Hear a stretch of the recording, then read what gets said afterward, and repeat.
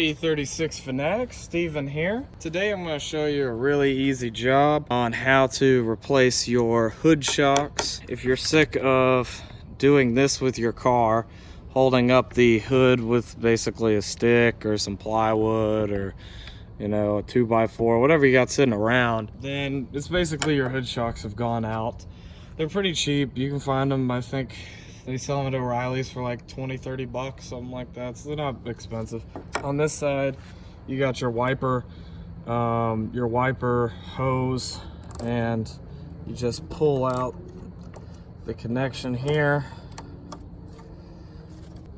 Then basically there's these little clips. There's just this little clip here that holds it in.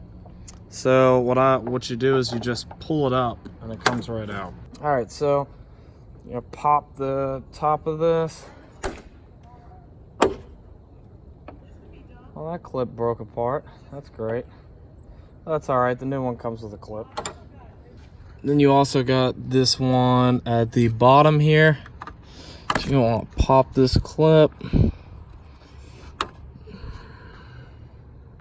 So, and you just want to make sure that you get the new one past the notch right here. I know the clip's broken.